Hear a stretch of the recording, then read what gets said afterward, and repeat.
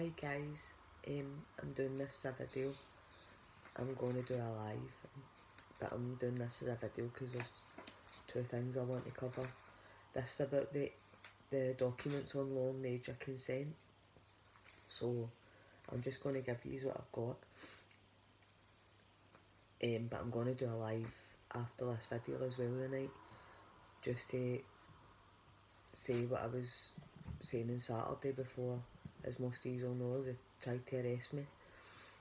So basically, I wanted to cover, if I done a live I'll be on there all night guys, so here's a wee video. So this is basically, this was a report on the, posted on the 10th of April 2021. So the report was, while watching reports from the Alba Party's Women Conference that took place this afternoon, we saw something that we thought must be wrong. Alba Party, this is a tweet on the document here, guys, I don't know if you can see that. So I'll put the documents up as well. The Alba Women's Conference, Margaret Lynch, on queer theory. The next move is to reduce the age of consent to 10 years of age. LGBT youth in Stonewall, Scotland have received over £1 million of Scottish Government funding. So, the ILGA World, the International Lesbian, Gay, Bisexual, Trans and Intersection Association, is an organisation that we hadn't heard of until today. Just over a year ago they released, as part of a 200-member caucus of other groups, something called the Feminist Declaration. It is mostly innocuous documents of demands about women's rights, but buried in the middle of it is a very disturbing section. And that is this. End the criminalisation and stigmatisation of adolescents' sexuality and ensure and promote a positive approach to young people and adolescents' sexuality that enables, recognises and respects their agency to make informed and independent decisions on matters concerning their bodily anatomy, pleasure and fundamental freedoms. So, in the World Health Organisation defines adolescents as people aged from 10 to 19 years old. There's the World Health Organisation. As I said, I'll put these documents up, so I don't even need to show you. So, the only possible interpretation of end the criminalisation of adolescent sexuality is a reduction in the age of consent to 10 years old. Indeed, a slightly earlier paragraph of the declaration is more explicit about it, and that's this. Eliminate all laws and policies that punish or criminalise same-sex intimacy, gender affirmations, abortion, HIV transmission, non-disclosure and exposure, or that limit the exercise of bodily autonomy, including laws limiting legal capacity of adolescents, people with disabilities, or other groups to provide consent to sex. So while it doesn't go into more detail, one would like to imagine that the intent would be to remove laws limiting capacity for consent only within that age group, i.e. to make it legal for all adolescents to have sex with each other, rather than to let older people have sex with them. But it doesn't actually say that anywhere, so that would mean, but even then, even if it did, the readers will know that that would still make it legal for 19-year-olds to have sex with 10-year-olds. Sorry guys.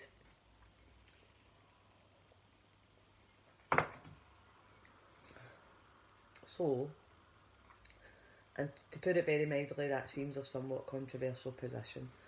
So, who are the organisations signing up for this feminist demand under the ILGA umbrella? On its list of member organisations, sure enough, appear the names of the LGBT Youth Scotland and Stonewall Scotland. I'll put the documents up. So, just 12 years ago, the LGBT Youth Scotland was at the centre of Scotland's biggest ever paedophile scandal, with its chief executive, James Rennie, sentenced to life imprisonment for a string of offences. James Rennie was sentenced to life in prison, this says, but James Rennie only got 9 years. They're back out. So they get back out. Anyway, they've all got new identities in Scotland. That's another story. Scottish paedophile, this is a wee statement about them. Scottish paedophile ring found guilty of more than 50 charges. This gives you an idea what James Rennie was in his group of 7 people that Laura's already did a live about these guys. The court documents were sickening. A ring of 8 paedophiles, including a former welfare campaigner for the young gay men, were today convicted of child abuse and producing indecent images of children.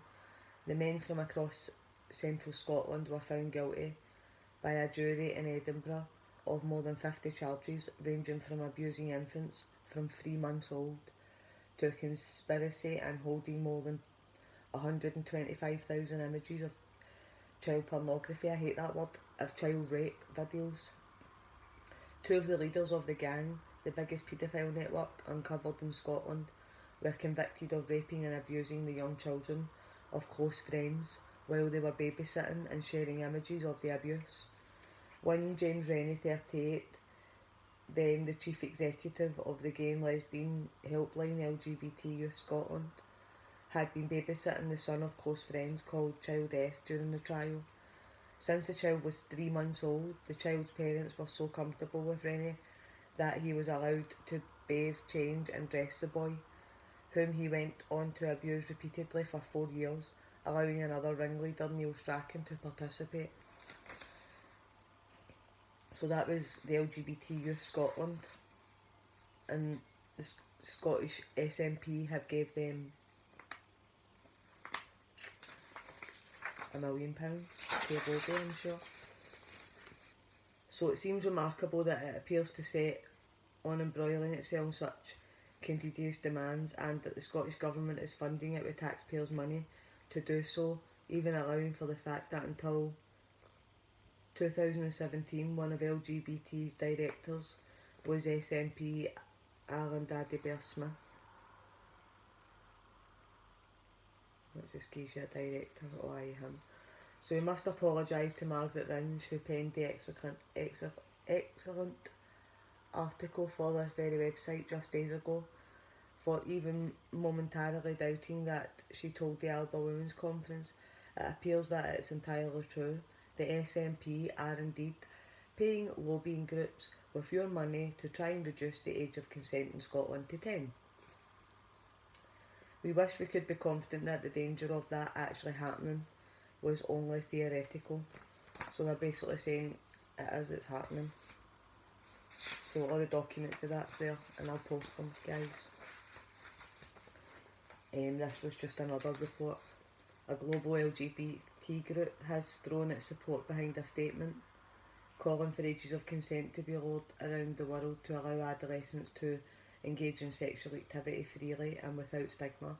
It has been revealed. A declaration by the UN's Women's Rights called on governments at all levels, as well as the judiciary, non-governmental organisations, the media and businesses, to promote a range of extreme policies on sexuality, radical gender ideology and abortion, including statements on lowering age of consent. The broad statement was promoted by the International, that was the ILGA, a group which claims to represent blah blah blah adolescents. The declaration advocates the elimination of all laws and policies that limit the exercise of bodily anatomy, including laws limiting legal capacity of adolescents to provide consent to sex. The recently reviewed feminist declaration urges governments to repeal the laws that currently make it illegal for adolescents, an age range pre-teenage children and those with learning disabilities to consent to sex. The Scottish National Party, the SNP, devolved government at Holyrood funds, among many other entity groups affiliated to an international lobby to lower the age of consent to pre-teen years. Gay Rights, Stonewall Scotland and LGBT Youth Scotland are both listed members of the international blah blah blah blah. Delegates to the Women's Conference of former SNP leader Alex Salmond, on Saturday held at ILGA last year, affiliated with the Women's Rights from the Fourth World Conference of Women in Beijing. The declaration calls on all governments to eliminate all laws and policies that punish or criminalise same-sex intimacy, gender affirmations, abortion, HIV transmission, non-disclosures and exposure, or that limit the exercise of bodily autonomy. That includes laws limiting legal capacity of adolescents, people with disabilities or other groups to provide consent to sex.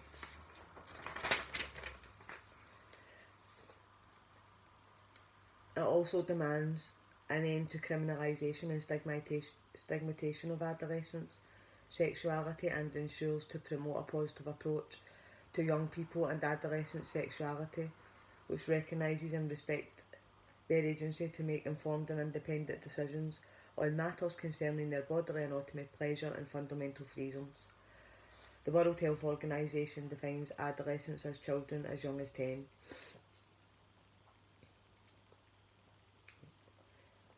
So,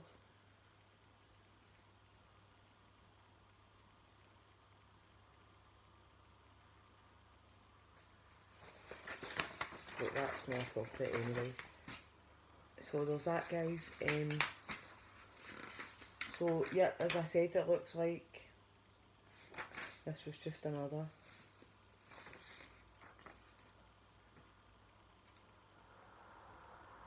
That's just another report on the exact same thing I've just told you, so there's no point in getting into that.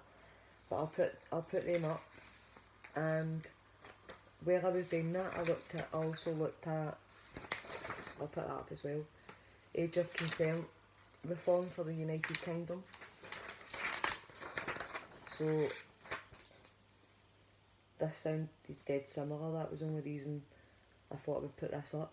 But in March, right, so I've highlighted this, I'll just read this. So in March 1976, the National Council for Civil Liberties called for an equal age of consent of 10 in Britain. The submission of the Criminal Law Revision Committee generated extensive newspaper coverage, while the report recognised the merits of abolishing the age of consent.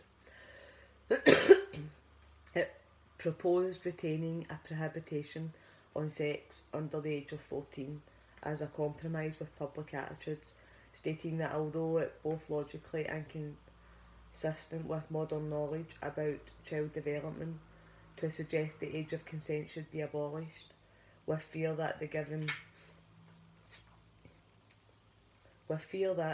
given the present state of public attitudes on this topic, it will not be politically possible to abolish the age of consent.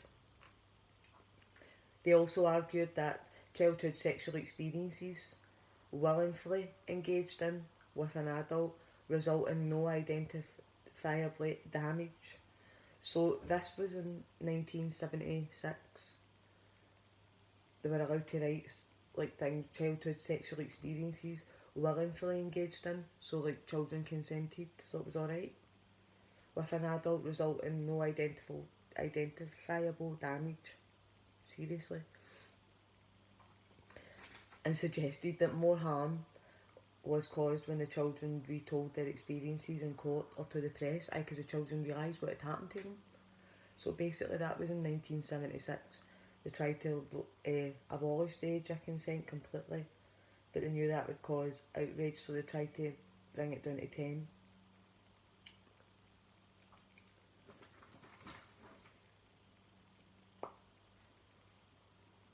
The submission was signed by Harriet Harman, who was a legal officer for the NCCL at the time, before becoming an MP in 1982. Harman denied ever supporting the age of consent being lowered to 10, and claimed that right-wing newspapers, the Daily Mail and the Telegraph, had tried to make her guilty by association with fringe groups that had previously been connected to the NCCL. In November 2000, an Interpol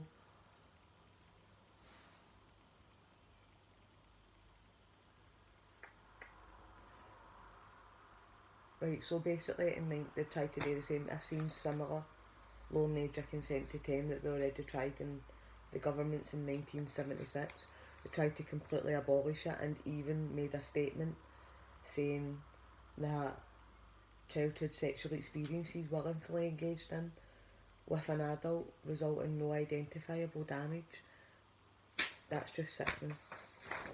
So basically that's, as I said, that's what I found, and I'm going to do a live on quite a lot. That's why I done this in a separate video. But yep, the SNP have gave £1 million to the LGBT youth in Scotland who are lobbying, people are lobbying to get the age of consent lowered to 10 years old in Scotland. And not only that, they want to teach sexual education and masturbation as young as 4 years old in Scotland. So while you're sending your kids to school and nursery, I'll show you a wee video for Saturday, just one of them. And it was a woman talking about this. It was her wee girl in school or nursery, I'm not sure, but I'll put it on and show you guys, right? So this was one of the things that was discussed on Saturday. I never really got to say what much of it was discussed on Saturday. But I'm going to do a live and I'm going to tell you, sorry guys, what was discussed on Saturday, and I'll basically let you see the camera.